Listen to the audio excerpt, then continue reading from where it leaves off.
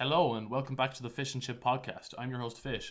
And I'm your host Chips. And on this week of the podcast, for the first time ever, we have a special guest on. So would you like to introduce yourself, Andrew? Hello.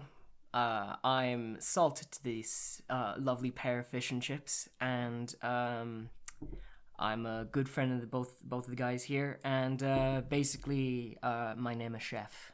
Yeah, so Andrew is a trained chef. Well, no, he's gone to college. He's working in one of the top 50 restaurants in Ireland. Rachel's in Cork. Is it top 50? I'm pretty sure that you said that before, that it was top 50. Maybe, I don't know. It's a very good restaurant. What, there's 50 classy restaurants in Ireland? I know. Yeah. That's the real thing. That's kind of no, it's just like there's a lot of token restaurants and there's probably like 5 nice ones. yeah. So Andrew's a chef, and what we decided to do for the podcast, because we want to get more people on, is that we've decided to start getting special guests on, which are special in the way that they're people that we know, so maybe not that special, but neither are we, so and it's par for the course. Don't forget, pretty special. yeah, don't forget, I'm also special in the case that I'm special because he's on the spectrum, like. Yeah, like I mean, I'm smack dab in that goddamn Yeah. spectrum. Holy Like shit. he's deep in the abyss. Oh yeah, But big time. because this is starting to get messy, we're going to explain the concept of our new special guest segment. So we're going to start doing more podcasts with special guests on, where they get to talk about their own specialist topics. So Andrew, your specialist topic is of course food, Yeah. because you are Mr. Chef. I am So my name is Chef. You are the chef. You're like Jon Favreau. Yeah. Except like I 20 am- years before. I am El Jefe. Yeah, you are El Jefe. So we decided that we're gonna get people to talk about their specialist topics in terms of media. So do you want to get us started off, Andrew, with your Well, topic? I suppose to kind of just bring it relevant to what you guys mostly do on the podcast, even though I don't really listen to it. I know I'm terrible. He hasn't listened to I'm any of them. terrible. He hasn't listened to one. I'm a horrible human being, and being the vain prick I am, I'm probably going to listen to this one. Yeah, you will. Actually, no, I won't, because I hate hearing my own voice. Listen to But it. You get used to it. After you a do, while. you do. Yeah, you actually do. So just to kind of keep it relevant, since you guys started off with movies and all that jazz, Yeah. I suppose we can kind of talk about two movies that are technically in the same genre, but also kind of have their own target audiences. And those two movies are Burnt with Bradley Cooper, and of course Chef, written, directed, and starred by Jon Favreau. Does he write and direct it too? Yep. First credit that it says. I mean, I literally only just watched the movie. I know I'm a disgrace of a chef, not having seen Chef, but yeah, it says the first credit is written and directed by Jon Favreau. That's pretty cool. Yeah, really good. it is. He's a really good director though. Like, he's Yeah. done Iron Man 1, if you don't know, like that's what he's kind of known Yeah. for. But he also did Iron Man 2, and he's also Wasn't done a bunch he- of other movies. Wasn't as well. he in Iron He's Man? in both of them. He's the chauffeur. That's right. Yeah. Yeah, he's. Yeah. It begins with S or something Yeah. like that. I can't remember, but yeah, I decided I'd watch him. And now Burned, I watched this movie about 2 years ago, actually maybe a year ago, just when I started going into college, going into culinary, and I originally wasn't supposed to go into culinary. I was supposed to go into more of computer side of things, computer science specifically. But I decided, well, I didn't decide, the Irish secondary school point system, aka the Leaving Cert, decided that I'm not allowed to go there because I didn't get enough points. Yeah. But then I decided, you know what, let's try culinary, because I had it down and I doubled my points for it.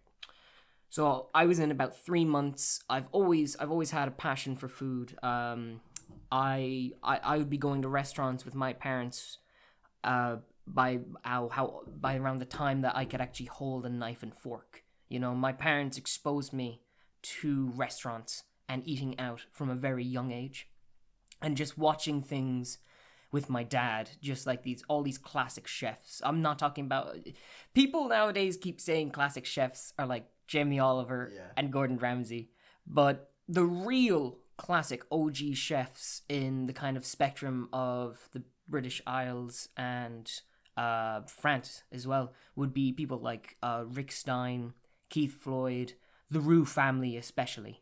And so I went into the college, I enjoyed it, and I was at a friend of mine's house, and he told me, you really need to watch Burned. And I went, okay, I might as well. And just basically, the whole concept of it is redemption, but in the kind of in the setting of a Michelin star kitchen, and there it is very acted up about how some head chefs fly off the handle, will grab you, will possibly hit you, but in the vein of those head chefs, what people don't realize is that they're giving you a lot of knowledge and they're making you toughen up, essentially. And they did bring that across in Burnt, but it was also very kind of ham-fisted in some ways, that Bradley Cooper was just this nut job. Yeah. You know, but it does give you a great insight into how a kitchen flows and works, how a line works, how the pass works, how this synergy between back of house kitchen and front of house waiters, they just work in tandem, but can also really fucking piss you off as well. Mm-hmm. You know, I've witnessed this firsthand. I've been working now as a chef for over a year. Yeah, just over a year. Yeah. And my God, like there's some nights where I'm fit to punch someone, but I don't, because I put my job, my work ethic, and the food I send out. He just comes home instead and smashes tables instead. Yeah, I just get shit faced and break things.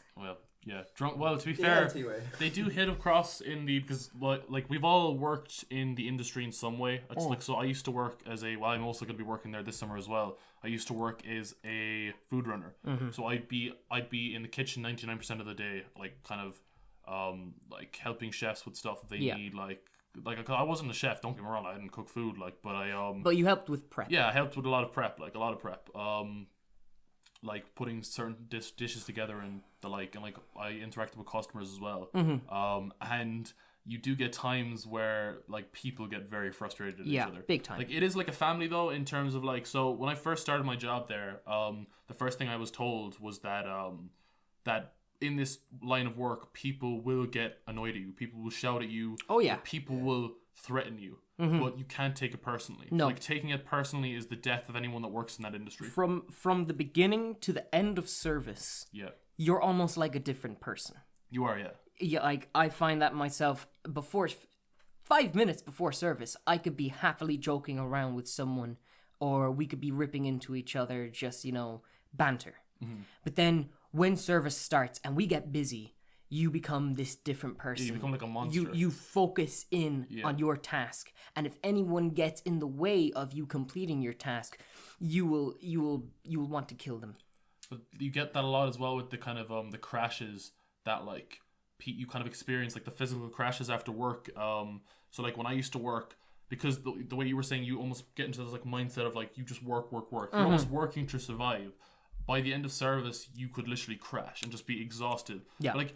You could be running, like, because like I would be running a lot from the kitchen to the restaurant, bringing food like to and fro. Yeah. You could be doing that like constantly, like for 5 or 6 hours, like non-stop, no breaks, no nothing. Yeah, easily. Say like then you could finish work and literally 5 minutes later you'll just be like absolutely destroyed, and you won't feel that like physical exhaustion at all until service ends. And exactly. It's like, yeah, it's almost like a release. It's just this high amount of adrenaline and this drive that just keeps you going. I mean, yesterday I did a 12-hour shift. Afterwards, I obviously started drinking, but I find when I actually do service, I'm not tired by the end of it. Yeah. I'm drained, but I'm not tired. Yeah. Which a lot of people I've talked to about it say they find it difficult sometimes to actually go to sleep. Yeah. After a service, some people can just crash out on their bed second their head hits the pillow, gone. But with some people like me, you're wired. Yeah, your brain is just going. It's strange because I always used to feel exhausted, but I couldn't sleep. Mm-hmm. So I would just end up sleeping like 4 hours a night and then just going back to work the next day. So essentially, like your life becomes work. It is, yeah. And like that's what it seems like in the kitchen, and that's why I think that, because I wasn't a big fan of Burnt as a movie. But one thing I will say that it really illustrates well, like the fact that a lot of chefs, like, or people that just work in the industry as well, do have like vices that they of course. Get problems with. So like in the film, Bradley Cooper is a drug addict. Well, he was a drug addict. He used to be, previous to the start of the film, even though because we're kind of we're gonna delve into spoilers a tiny bit in the film. Like he does go off, he does kind of like go back a tiny bit as well. But like before the film starts, he was a drug addict. He was an alcoholic. And in that industry as well, a lot of people have problems with that. Like, as a lot of chefs seem to, like, they work, go out, and then go, like, they sleep. It literally, once the job is done, you go straight. You do your vice, whether it be hard drugs, alcohol, or in some cases a violent outburst. Yeah. And then literally after that, you're like, okay, I'm done. Time to sleep because I have work again tomorrow. It's almost like a bonding thing in many ways too, though, because would you kind of say that you feel like you get closer to the chefs when you go out with them? Absolutely. On nights out. Absolutely. Like when you finally break the ice and everyone decides to go for a drink, you're all just joking around because, like I said, you're a different person in the kitchen to when you're out. Yes, yeah. Like I said, you get moments in the kitchen where like things are just kind of like beautiful because say like services to me slow down a tiny bit. You get to like joke around with the chefs and stuff, and you get to like see like because a lot of the time everyone else in the kitchen just seems like your enemy, or like people that you kind of just have to like almost put up with their shit, and they're putting up with your shit. But then you get these moments where you realize, oh, these people are like some of the best people you'll ever meet. Absolutely. Like, I mean, even a moment last night, I was being asked to do some things, and normally I'd be fine, but there was someone else who wasn't doing anything else. Yeah. And they could have very easily done it because they were closer to what needed to be done. And the chef who told me to go do this, I've been working with him for over a year now. He's basically my mentor at this point. And even then I was like, fuck you, are you for fucking real? Are you making me fucking do this on this fucking time when I've got to fucking do this? It's just, but then straight after service ends, we're happy as ducks, you know? Yeah, it's because emotions run high in the kitchen. Exactly, yeah. It's the temperature, it's the physical work, it's the time constraint, it's everything just working, and just, it's just a high octane place. It really is. And I think Burned kind of shows that. Before we get back to Burn for 2 seconds, I just want to ask, because Shane as well has been working for longer than all of us, even in terms of like I'm in a very different type of food. I work in a different type of food industry to what Andrew works in. But mine the difference, he gets more pressure from like the staff themselves, because you know you won't. I'm right in saying that you wouldn't really have as much contact with the customers as no. No. You would never really have. And I'm happy about that. That's because but I'm in the way I'm in a fast food place, and we cook the food in front of the customers, so they get so we basically serve them and cook the food for them, so they can say as much shit as they want, and it goes into your skull. I find sometimes I get stuck for 8 hours, and one time I did 12 hours, and I just wanted to kill myself after it, because I was going through the extra pressure of the customer saying, like chatting shit to me or that. I think, there was one day in particular, one customer just said something stupid, and I was fit to crack. I had to go into the kitchen and just stop whatever the hell I was doing for like 10 minutes, because I was like, there's no way in hell I can tolerate. So because like you don't get to look. I know in a restaurant you won't get as much of a luxury of being able to stop, but you have no choice. But when you're in front of the customer, because the customer's always right. Like. Yeah. Well, it's even the same. Like if you're a serving staff in a restaurant and you're like fit to lose your head, you just need to take a break sometimes. Like take 5 minutes. Like this happened to me once as well. I was working before, and I was just super stressed, as in I was on like edge, and I felt like I was gonna have like a heart attack or something, or like a stroke. And one of the restaurant serving staff, I wasn't even a restaurant staff, I was bar staff who was also in the kitchen all the time. It's a weird role, like being a bar food runner.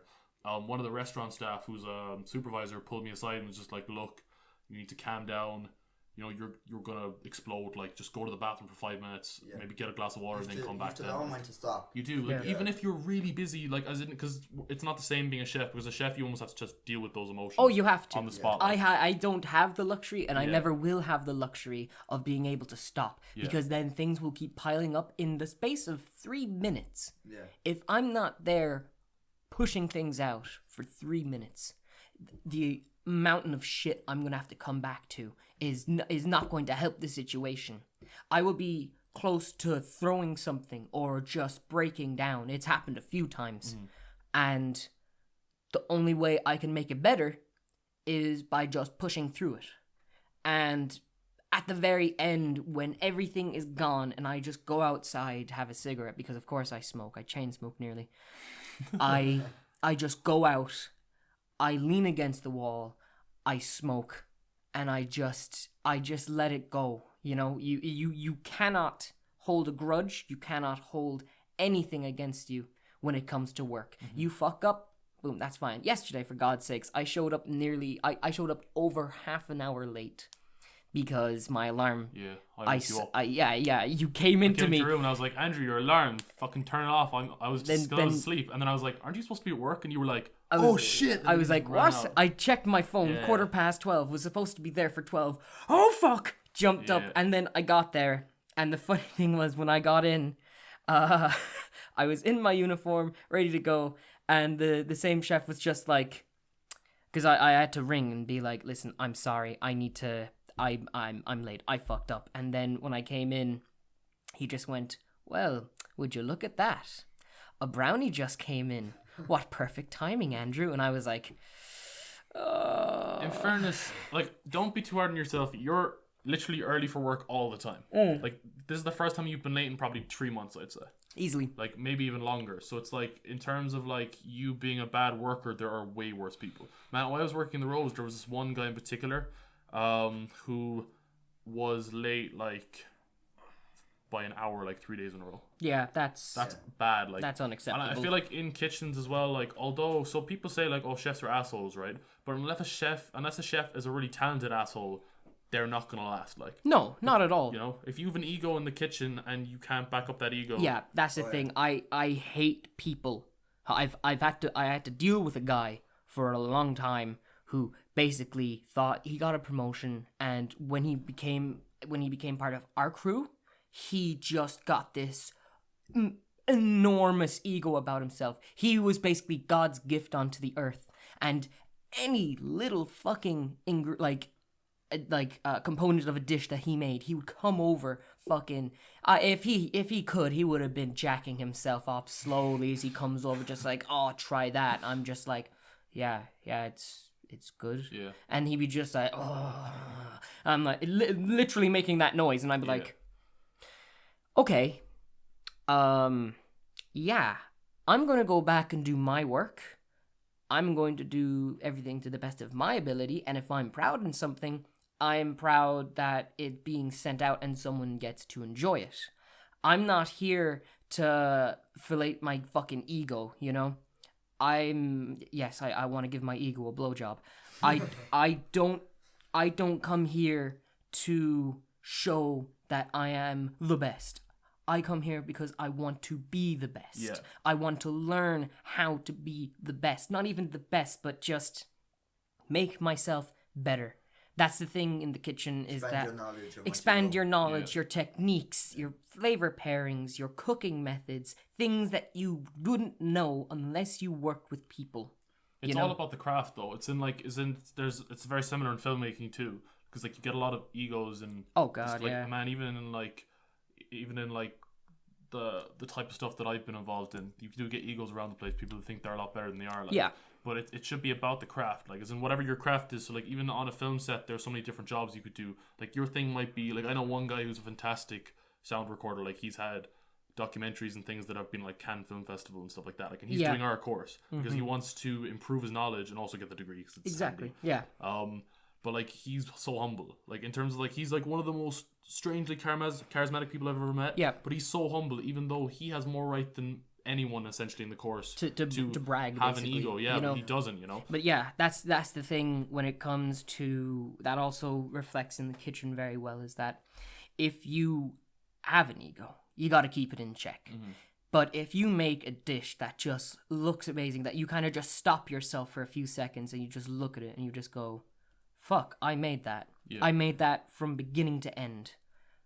I'm really fucking proud of that. And if someone's next to you, and if they notice it first as well, and they just go, that looks great, chef, you'd be like, I know, you know, that's that. I'm really surprised. To appreciate your work, but don't get ahead exactly. of yourself, like. Yeah.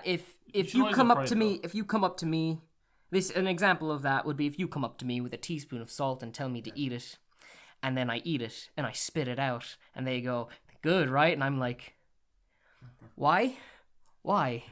Even though you are the salt man. I know. I can't. I like the right amount of salt, also known as seasoning. Haha. Yeah, you don't want to get too salty. Chef joke. It's a joke that it's something that people on the internet should probably learn a bit more. Yeah, Maybe don't be so salty all the time, be perfectly seasoned, guys. Yeah, Don't be too perfectly salty. seasoned. Maybe use some pepper as well every once in a while. You don't want just salt. Like there's other Bit of lemon there's other zest. spices too. Yeah. Bit of.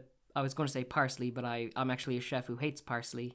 I prefer the taste of coriander, which, fun food fact, get ready for this, guys. 10% of the population is allergic to coriander. That taste that you get of soap, yeah, that's a mild allergic reaction. You're not going to die. You're not going to suffer. I'm not 100% sure if I have that or not. Because I feel like I've never liked coriander that much. Well, you might just not like it, but a lot of people, when they eat it, they immediately go, "Oh, why does that taste like soap?" That's a mild allergic Give me reaction. some coriander, I'll eat it. And then Yeah, I'll see what happens. no problem. But I love coriander. You know, it's really nice. Getting back to burnt, because this is this has been more like Yeah. kind of a conversation yeah, than anything but- else. Yeah, we're using it as a stepping stone. A stepping stone, an anchor, a point of interest. So basically, burnt is just, it gives you that great, eye into a service. Yeah. How it can go bad, how it can go good, and it talks about modern cooking techniques as well. I mean, before we started the show, I asked Shane, does he know what sous videing is? And it's a cooking method where basically you take a bag, you put whatever you want in. You can put your meat. So I'll give you an example. A duck breast. You put in all your aromatics, which are your herbs. You put in some vegetables, and then what you do is you vac pack it. So basically you take all the air out of it, so the meat is right up against the plastic. Then you put it into a kind of water bath that is below. You can set it. There are some machines, we have one at work, where you can set the temperature of the water bath. So say if you want it to be 67 degrees. So it's pretty much cooked, but you can still finish it to bring it up to the core temperature of 73. And, duck breast is a little bit odd because you can eat it rare, which I do, because it's the best way to eat it. And it's just, it is kind of nice how a chef who would have been the shit back in the day is now just shit. Because he's stuck in his old ways. I was about to say that. You know, in the culinary industry, you have to always be open to new ideas, new things. Before I even started in college, I used to hate this guy. He's a chef. His name is Heston Blumenthal. He's a British chef, and he's all about molecular gastronomy. And this guy has got 2 award-winning places, one a restaurant, one a pub, and even the pub is amazing. It's a small little hole in the wall that you would just be like, oh yeah, it's like some old lads would go in, have a few pints of bitters and what have you. But you go in and they give you a cocktail menu which reads like a novella, and then they would make it there with dry ice and everything like that. I used to hate him because I just thought he was stupid. That wasn't what my thought of food was.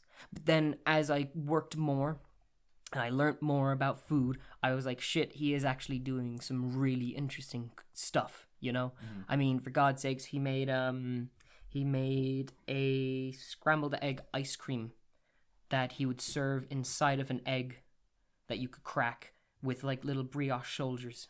Like that's fucking cool.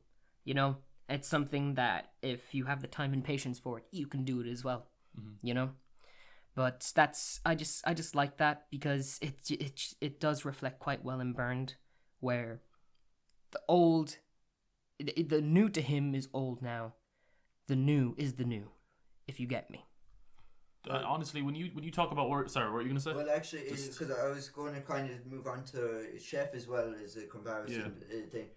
In that movie, they had that theme as well in it, though. They had the whole. They do, yeah. They had it from the critics' point of view. It's not even just the critics. It's the restaurant owner, Dustin Hoffman. He's very like you can understand his viewpoint in that film. But you never hated the character in it. No, it was the whole thing that's saying that the whole idea was that this is their role, and that you know, like, it doesn't make them evil because they're just going according to what the you say what their patrons want, I like. didn't hate a character in that movie. I was very close to wanting to murder Dustin Hoffman. Because you're a chef, you see. Yeah, that's the whole I thing, know that the red tape and bureaucracy of a kitchen will make you want to hang yourself with the red tape. It is just that bullshit. I think that honestly though, like it really gives you an insight into like the different schools of thought when it comes to like culinary. It does. It really does. Like things, because like you get to see like Dustin Hoffman. I can completely understand his viewpoint. I actually didn't think he was ever really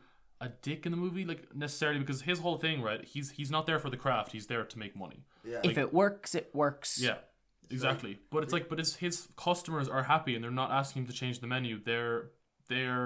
They want the same stuff over and over again because maybe they only go once a month and they get the same dish every time because they love it. Like, I mean, I eat like the same 5, 6, or 7 dishes all the time. Not because I necessarily like. I'd love to try new food, but it's just I'm limited as a cook because I can't cook for shit. Like, compared to you like who could like make loads of different stuff. But like I think that.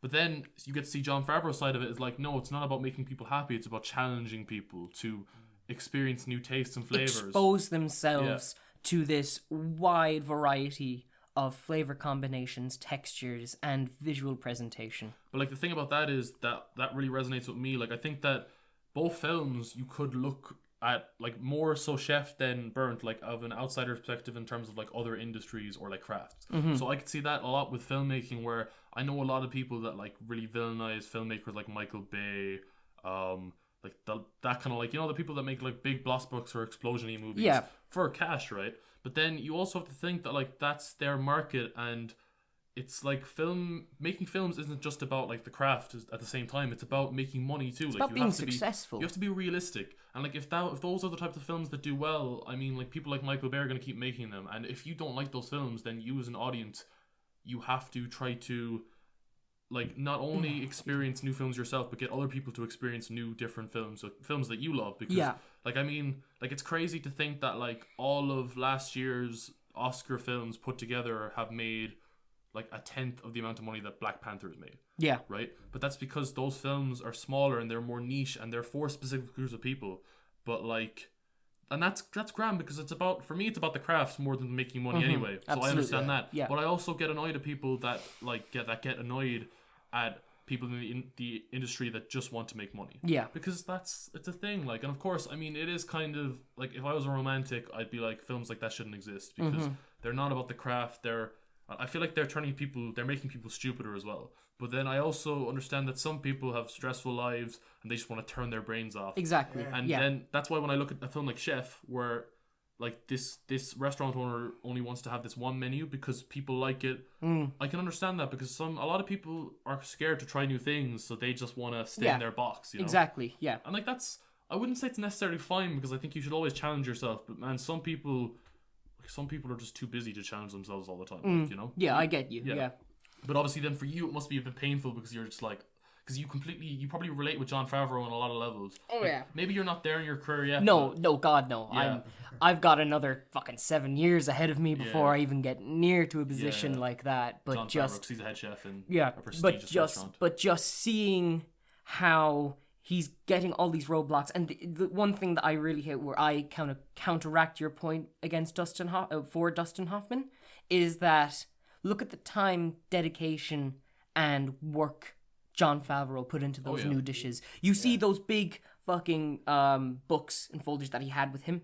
Those are all menu plans. Those are all recipe plans, pairings, also, everything like that. He attracted that the chef was the one who actually brought the customers because of his Twitter outrage, and yet he still wanted him to bring out the same garbage. You know? Oh yeah, it's because for Dustin Hoffman, it's like, yeah, but this works, and that's the only thing he can see. Yeah, so like in a way, because he's not. I'm not saying he's right, like, or that he's necessarily wrong. He was kind of showing his old fashioned. Oh yeah, that was the whole thing. Is he wasn't.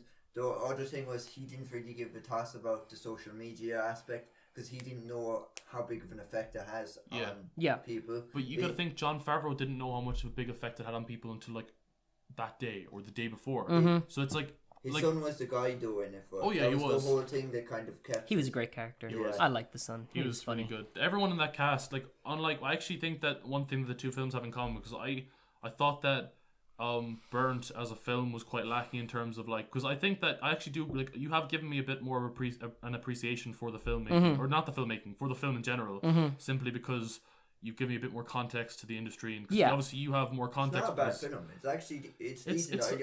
I think it's like the best example of an alright film with it has things that precede a deeper meaning to the people that if it's relevant to when they watch it, it goes from a decent movie to a brilliant really film. movie, yeah. Like for someone like me who like didn't really give a toss about I like to watch a cooking film sometimes, you know, like seeing food and you kind of want, when you watch a film like that, you kind of want to look at the food and be like, oh, you know, I'm hungry. But you didn't get that kind of thing from Burnt as much. I got it with Chef way more. And they didn't really guide you through the process of, you know, his cooking skills or that. He was just like, they just threw you in and told you he was a chef. He's the biggest chef.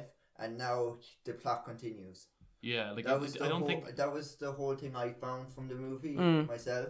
Yeah, I've definitely forgotten some bits about the movie because it's been a while since I've seen it. But I just bring that back to the point that anyone who has any industry experience as a chef, when they watch him, they'll be like, okay, he's doing this, he's doing that. I see what he's doing there with that ingredient, with that ingredient. With Chef, it is all about showing you the process, you know, as opposed to Burnt. As well, it's like a standard chef's not going to be guiding every single person and how they're cooking. Like, you know, for someone like Andrew, it's going to be it's a lot easier for him to understand it because he doesn't have to be guided through every little thread of it. He sees what's happening and he knows what he's doing and he's appreciated it. Yeah. That's it. But me and Jason wouldn't really get that as much because we don't know we don't really know the process as well as you would. I get you, yeah. I think for me, like, Chef made me like love food as a layperson, whereas in Burnt made me appreciate the sacrifices that chefs make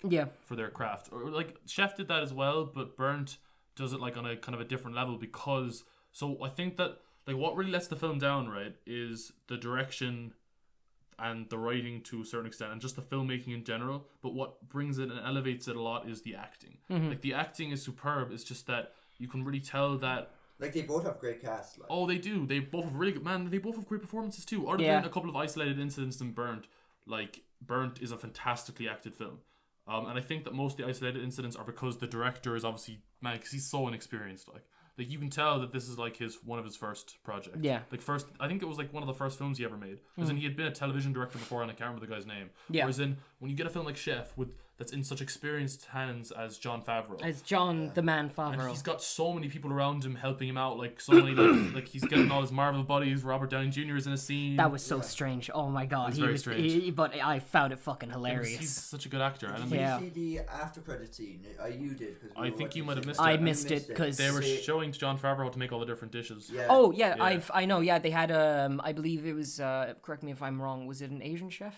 Yeah, it was an Asian chef. Yeah, he showing him the sandwich. Interesting enough, a YouTuber called Binging with Babish actually made the famous chocolate lava cake from Chef because he had already done pasta aglio e olio, which is the garlic olive oil spaghetti that he gives to Molly, you know? Yeah. And he also did the cubanos as well, you know, showing you how to take the pork shoulder, marinate it in the acid, because pork and acidic things like lime go hand in hand, essentially. That's why it's so popular.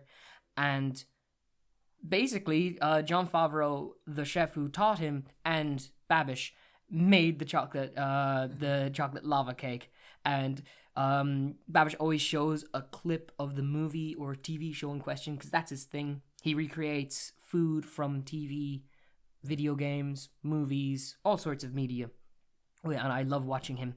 His name's also Andrew as well. So, and they just show the clip from Chef where he says, It's not because it's undercooked. You take a cylinder of frozen ganache and you put it into the batter, so while the outside cooks fully, the center gets molten. It's fucking molten!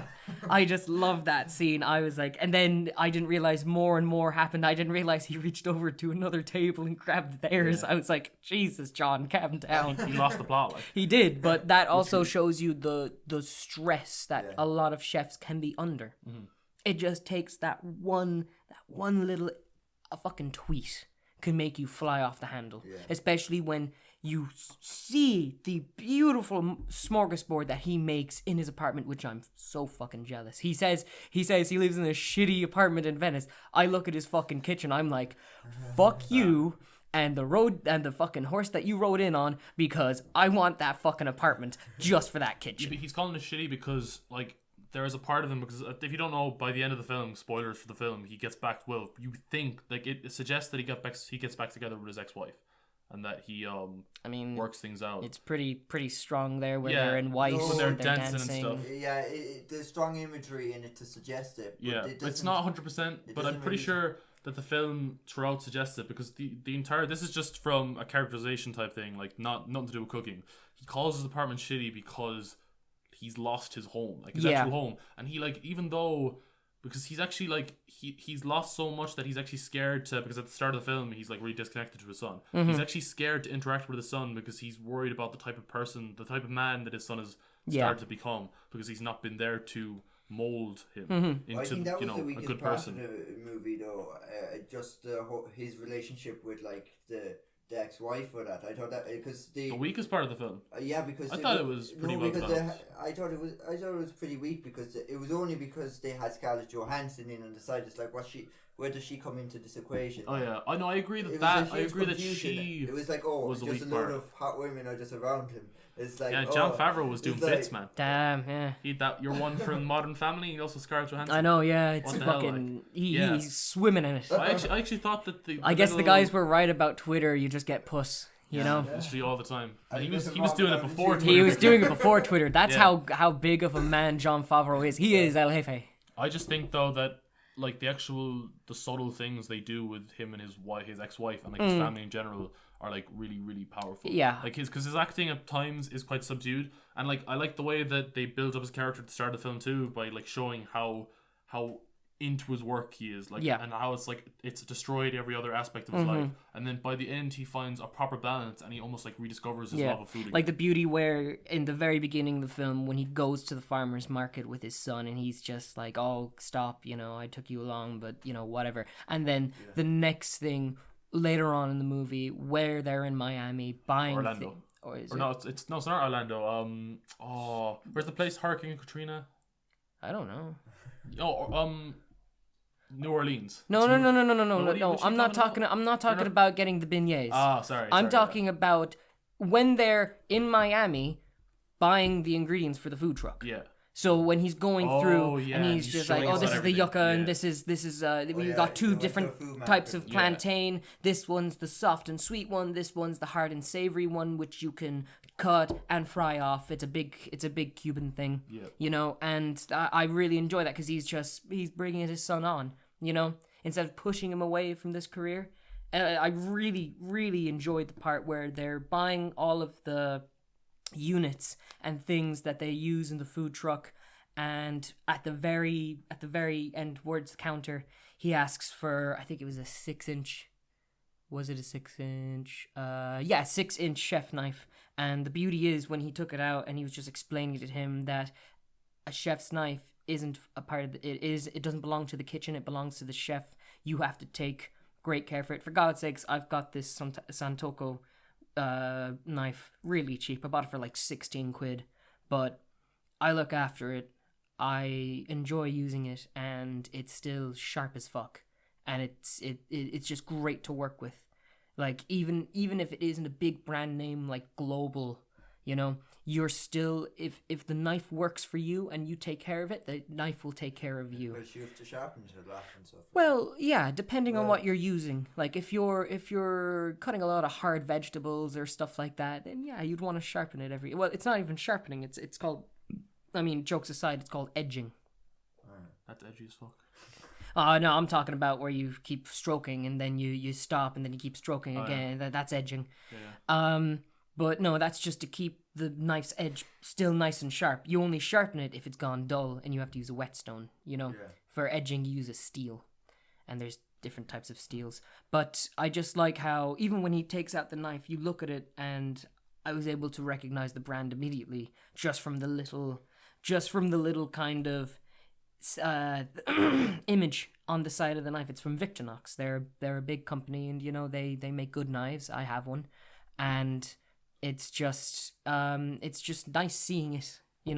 Recognizing these things. That's the one great thing about being a chef, is that when you know all these things, when you watch things in media like that, you're just like, I know that. I have one of them. Or, that's nice. I wish I had one of those. It's just, it's something that not a lot of people would probably pick up on.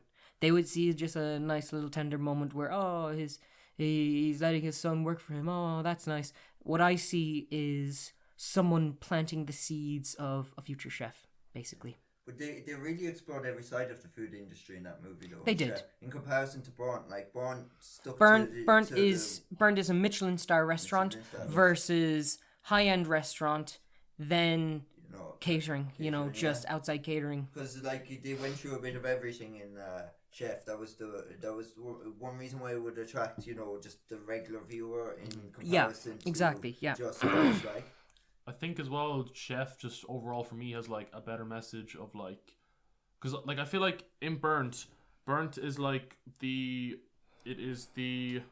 someone trying to achieve perfection. Mm-hmm. Exactly. Yeah, it's that striving for the best thing possible. Yeah, and it was also the chef passing on his legacy kind of food to his son kind of. Oh yeah, in Chef, yeah. Or I meant was Chef, then the opposite of Burnt, as you said, it's passing on legacies, but it's also rediscovering your love of your craft. There's a lot of teams there's a lot of teams in Chef. That's why I just think it's a more balanced and round film. A more accessible movie is kind of what you're looking for. I just think overall it's a better made film too. Yeah. But then I can understand why people like Burnt. Yeah. It's just not for me because because I'm doing what I'm doing, I can't look past its faults. Especially when they just seem so benign and simple that I'm just why would you make that decision? Why would there's a scene in particular because we're gonna move on to other forms of media. Because I was thinking just a few things there just for time. There's one scene in particular where Bradley Cooper is giving basically not his sous chef, she's his chef de partie at this point. Yeah, she's a chef de partie. She's not the sous chef yet. She becomes sous chef eventually.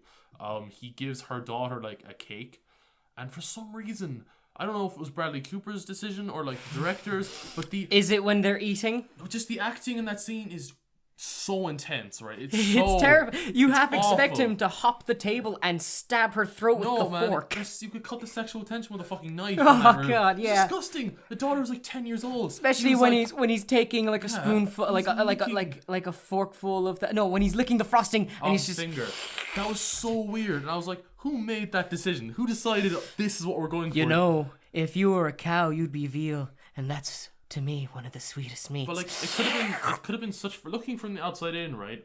As in if I was looking from the chef de partie, Sienna Miller's perspective, it looks like it should be such a warm scene, but such to a you, nice scene. But to you, it's just so because you're getting that perspective of just staring straight at it, and you're like, oh Jesus! What the fuck? You almost feel like you're in the scene, but not in a good way, in a terrible way. Mr. Cooper, can you please leave the scene already? And he's there, he's now stuck his fingers into the cake, and now he's just staring at the child. I'm surprised he's on no fucking register or something. I swear, after that scene, he must be on some sort of watchdog list anyway now.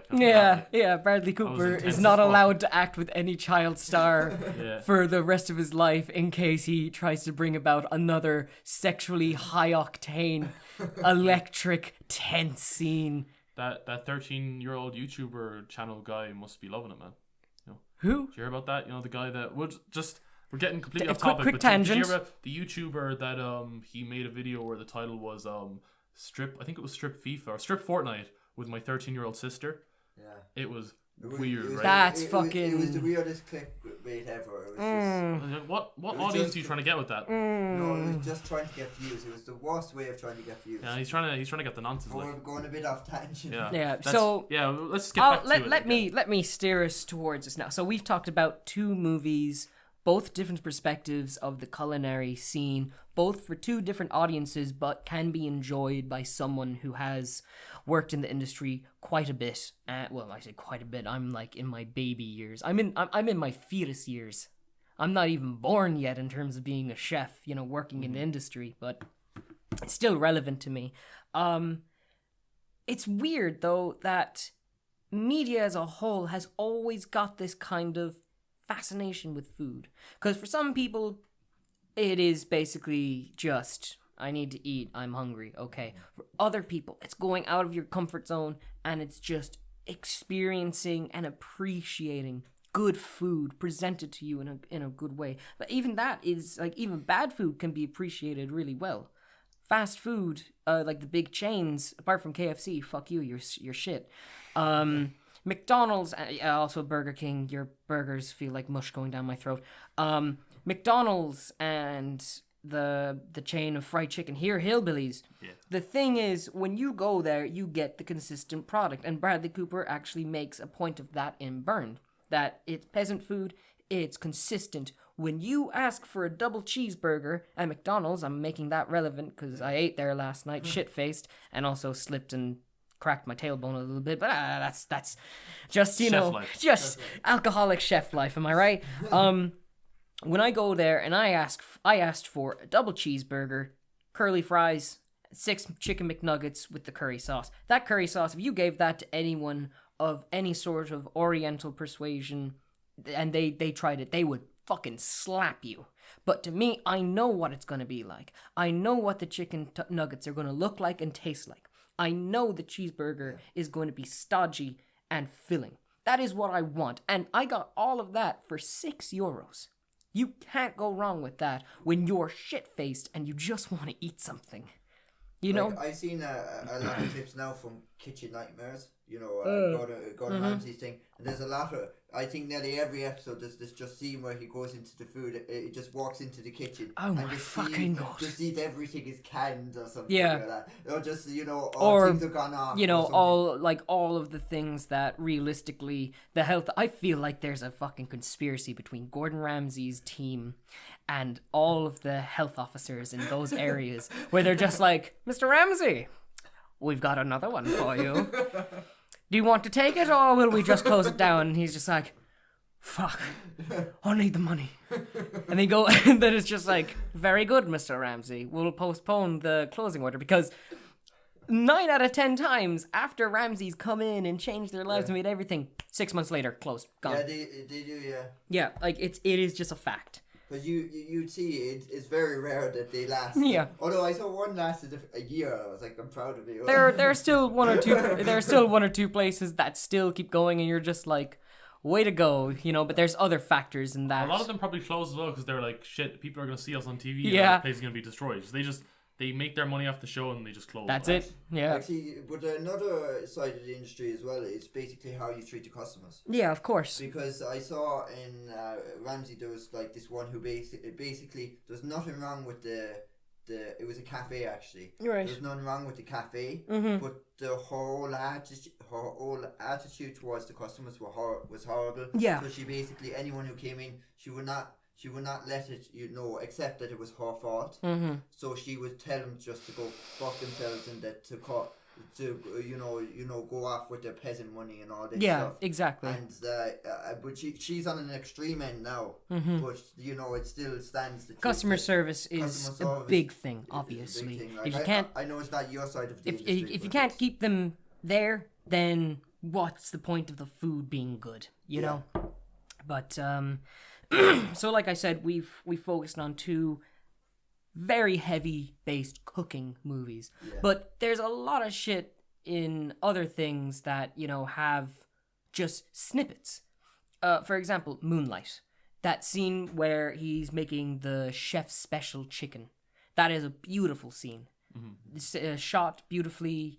the music's great, and the food looks really fucking good because it's really simple as well, you know? Pretty sure I talked about that in a college essay before or something. Yeah, you should, because it is just a nice synergy of filmmaking and food. But then there's that. Then there's also other things such as clips in anime.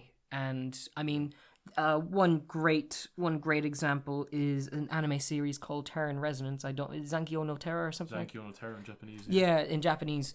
And basically Japanese. Basically, this detective is in a ramen shop with his buddy. They're just eating, and they just show a 3-second clip of this bowl of ramen, and it is so detailed and gorgeous and amazing. There's this obsession in anime.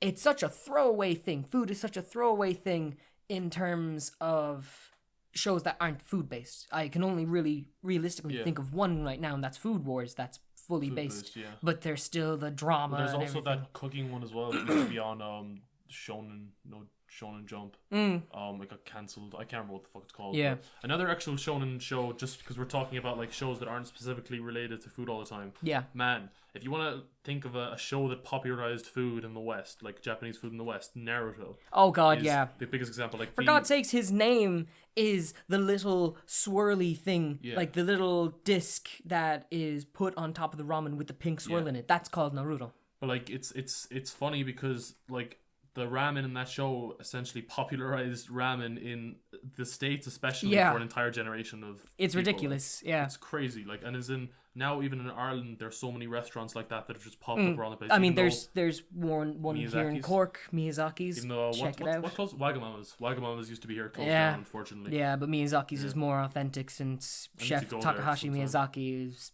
Japanese, obviously, and creates some really good food and is opening up a new restaurant soon, which I will be hopefully going to. Hey, you're talking about that. Yeah, all expenses paid, baby. And but just there's so many things in anime where it's just, for example, in Ancient Magus Bride, it's in a British setting.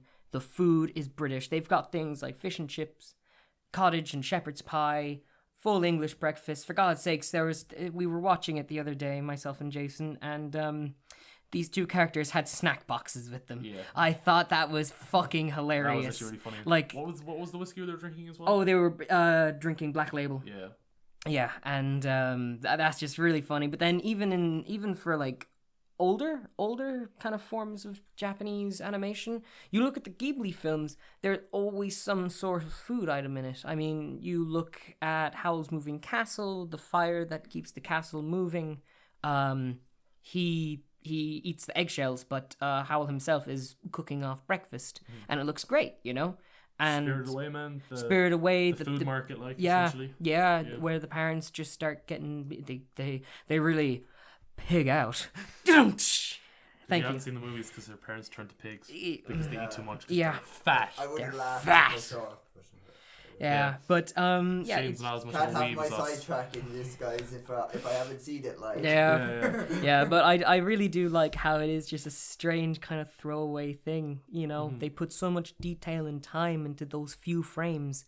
Yet, do they ever draw attention to it? No. Yeah, because it's a background feature, and it's a background feature because it's used as something, because it makes things seem more realistic. Like, if Magus Bride, right, is a really out there concept. I'm not even going to try to explain what the show's about, right? It's a really nice show that you should watch. Yeah, it's right? amazing, but the food in it, as you would say, it like, and even like smaller details like the train seats are like the ones they have in British Rail. Like, obviously we're not from England, but I've been there a lot. Like, my mom is from London, so I know I've obviously been there. I know that pattern anywhere. I'm going to Leeds next year, so you know you'll know it very well from going all. I've been to Manchester like 10 times because my auntie lives there. So it's just like, but you really feel like you're actually, even though, right, they're speaking Japanese. Yeah. And like half their names are Japanese. Like Chise is a Japanese name. Well, she is Japanese. Yeah, she is Japanese, yeah. But you actually feel like you're in the country because it shows the British countryside. Yeah. And, like, the food is such a big part of that. Yeah, it roots you there. It makes it more authentic, and it just makes you it makes you go, that's England. Yeah. You know, and that's a really great just kind of tie-in to make you feel like that this mysticism and everything surrounding the show is genuine because of all the English and Irish folklore, you know. But you know, just food and anime, I like it. I like it a lot. And you know, and the funny thing is, things that like center around food, like Food Wars, I look at it and I'm just like, why are you all jizzing yourselves? Yeah. I mean, I love food, but I'm not gonna hop up and stick my dick inside of a fillet steak. But Andrew, you already did. Andrew, that's why the court case. Do you remember the court case, Andrew? Jason, I told you not to mention it on the podcast, Jason. Oh shit, yeah, sorry. Man. Fuck. The lawyer said. Oh, yeah. great. The parole officer's gonna come up to me again. Well, I've just essentially told them that you're guilty as well. Yeah. So you're definitely going to prison. Yeah. I mean, just make sure you don't mention. I mean, thank God you just paused the recording there. I mean, don't mention the pictures. Oh yeah, man, you really shouldn't have fucked that cow. Ah, Jesus. Yeah. Wait, Jason, are you still recording? God damn it. Okay. Looks like I'm recording. Looks like That's why I'm also going to prison. Now we can put in a clickbait title, guys. Yeah. And we're like, Jason, you can't keep recording our private conversations. That's illegal. Celebrity, soon to be celebrity chef fucking steak. Bracket gone sexual, gone viral. Bracket. Irish chef fingers a chicken. Gone sexual. We told him he wanted to find some chicks. We didn't expect this. Oh God. Oh God, no. Finger looking good. Oh God, no. Oh, stop destroying food. This is my career. Yeah, I destroy food all I want. So. Yeah. Even though I love food. I really do. That's why I'm so fat. Fat piece of shit. Fat piece of shit. Go for a run, you fat piece of shit. Yeah, so Yeah, that's food anyways in anime. Yeah. I think it's top notch. Yeah. So do you want to cover one more small topic and then we'll yeah, because we got 10 minutes. To show you I'm an alcoholic, I've actually got to go off somewhere now and drink with people because I'm deplorable. It was not only 12 hours, he was pissed. 12 hours ago, he was wasted. Yep, pretty much. Text me at 5:30, he's like, oh man, I'm wasted. And I was like, yep. That's good for you. Drinking with my boss. Drinking with my boss. So I suppose I'm gonna just quickly touch on the kind of renaissance of quote unquote TV chefs. What I mean by that is someone in front of a camera cooking. You know, before every layman who's put on good food in the early hours of the morning because they're fucking starving, and they just want to look at food to make it even worse while they eat their like burnt pizza. People like Jamie Oliver, Gordon Ramsay, as we've mentioned, all these kind of celebrity TV chefs. There's a bit of a renaissance now at the moment, particularly thanks to the intervention of Vice News. Because a long time ago, they decided to make a section called Munchies. Now Munchies has... it was mostly because they were like, whoa, we'd hot chocolate. Whoa. If you eat this pastry, you're gonna get fucking high. And that was kind of their gimmick. But then they started getting in other chefs and they started cooking things and then they started making the production value higher and now they have their own office. Now they have cooking books from people like Maddie Matheson, Action Bronson, their show Chef's Night Out, which is great. It's basically just a bunch of chefs going around eating and drinking in all their favorite places, going back to their restaurant, being shit-faced, and cooking. You know, that's dream. That's the fucking dream right there. And when you look at these chefs, they have the charisma, they have the ability, but the only thing is they don't have a marketable face on TV. But thanks to the intervention of Munchies, giving them a platform to gain popularity and the want for more of their shows, more of their face that people want to watch, it's become a bit more accessible for your alternative crowd. I mean, Action Bronson, a rapper, but also does a lot of cooking, does a lot of food, does a lot of appreciation and wine pairings and also smoking a lot of hash. Then you've got Maddie Matheson, big, covered in tattoos, used to be in I think it was a death punk band or something like that. Yeah. If you, like, tattoos all over the fingers, the knuckles, up along his neck, foul-mouthed, weird sense of humor. If you saw him, you would never see him in a million years on Good Food.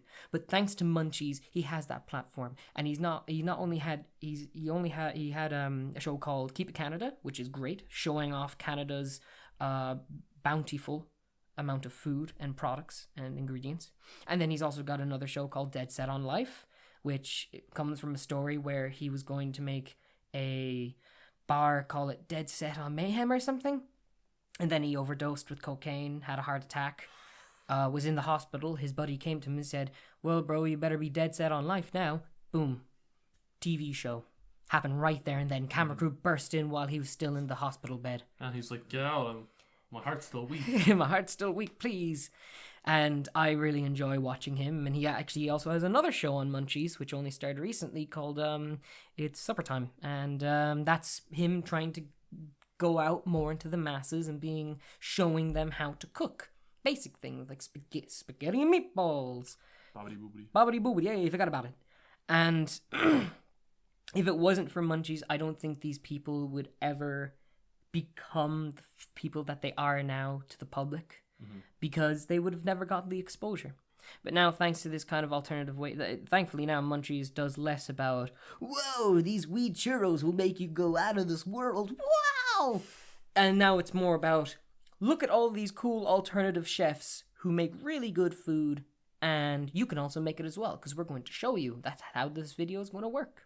You know, I really appreciate that, you know, because there's too many people nowadays that have a show, have had no cooking experience whatsoever, but they just get it because they're marketable. And you know who I'm fucking talking about. Donal Skehan, if you ever hear this, I swear to God, I will punch you in your fucking mouth. I remember before watching I'm a Celebrity, Get Me Out of Here. And Was he in that? No, it wasn't him, but it was some other one. She was like she was like a assistant chef or something like that, and she was associated with a morning cooking show. And basically she went to cook on I'm a Celebrity, and she could not cook at all. Yeah. And the whole thing, it was just like, oh, she just knew as much as everyone else. It was like, oh, you know, she was I forget who it was. She's on I'm a Celebrity. She's not that popular, like. Yeah. Then you get Gino D'Acampo, who goes on I'm a Celebrity, can catch and kill a rat, and then cooks it, and apparently it was delicious. Yep. But he almost went to prison because of it, but... Fuck it. Yeah, who's Peter were up in his He's ass great. about it. I love Gino D'Acampo. Gino D'Acampo, he's hilarious. He's great. I love him. He's actually he's a big face now, but he's a bit unorthodox in comparison to Jamie Oliver. Oh yeah, definitely. But he's on and Gordon. Hey, I'm a Gino D'Acampo. I'm going to what's show you that how to show make a with, food. Huh? Phil and Keith Lemons, is it? No, he's on the show. He's on, like, he does cooking for one of those morning TV shows in America. It's got you know, the really good looking one, Holly Willoughby. And Phil, she's really good and the great guy. She was in the video for a rock band for like one of their music videos before, like when she was like 22 or something. But when she was like, yeah, man, I was like, Jesus. Dab. She still looks, but she hasn't aged though. She still looks yeah. class, like. It's the Keanu Reeves effect. Aged like a fine wine. Bringing it back. Fine wine and just bringing it back to the Munchies thing for me. Just because I really don't know anything about cooking, I really appreciate when like they make shows that it's not just about cooking. There's also like a comedic element or like just an entertainment. That's the draw of Matty value, Matheson. yeah. He's got that entertainment about him. Even Action Bronson, man, is hilarious. Oh yeah. Sometimes like he went to Oprah Winfrey's favorite, was it donut shop or something? No, it was her favorite fried chicken place. Yeah, and she was like almost ready to like take the piss out of it, and like he was like, oh, what will happen if I don't like this place or whatever? And they're like, oh, you can't do that to Oprah. I can't remember what exactly. Can't do that to Oprah. It was a good moment, yeah. I think we'll start to wrap up now because we've reached the hour mark, and also we all gotta go do stuff. Yeah, I need to go pee. Yeah. So have you enjoyed your time on this great quality content podcast? I mean, I would say I want to kill myself, but that's just how I am all the time. That's what the industry does to I've me. enjoyed being able to kind of give you my perspective on things when it comes to food and related to media, obviously. We actually before we started this podcast, we actually were going through like topics we could talk about, and at first we were like, oh, what are we going to talk about? And then by the end it was like, we have way too much to talk about. Yeah. We can easily do a follow-up podcast at some point. Likely. Yeah, at some point. And so who's going to sign off then? So basically, guys, if you want more Breewood, leave a comment down below, and like, subscribe, and share if you feel like it. Yeah, especially if you're Andrew. Andrew, share the video. Yeah. Andrew, you better share the video, Andrew. You know, if you want more of Andrew, like as much as possible, and share it to people so that we can get. The dislikes are just going to come flooding in. They're going to be like, "Who the fuck is this guy?" If this video gets 10 likes, we'll do a beheading face reveal. Ooh, yes. Can I be the beheaded one? Yes. Awesome. That's your face reveal. So we'll have masks on. Yeah, you'll have masks on. Well, we're considering maybe doing some sort of spin-off. Not spin-off, but like we might do a video with Andrew again at some point in the future, something shorter. Yeah. We'll see if we ever end up filming it. So yeah, if Andrew can stay sober long enough to do it. If Andrew can stay sober long enough and doesn't fucking shit the bed by getting pissed. So I suppose I'll just send off with my just a little remark. Donal Skehan, come fight me. Yeah. And that's it. That's the next pay-per-view boxing match. Yes, absolutely. KSI, set it up, KSI. Yeah. Good so luck. thanks for having me on the show, guys. Yep. Yeah, you can cut it off. Yeah, I'm just gonna cut it now.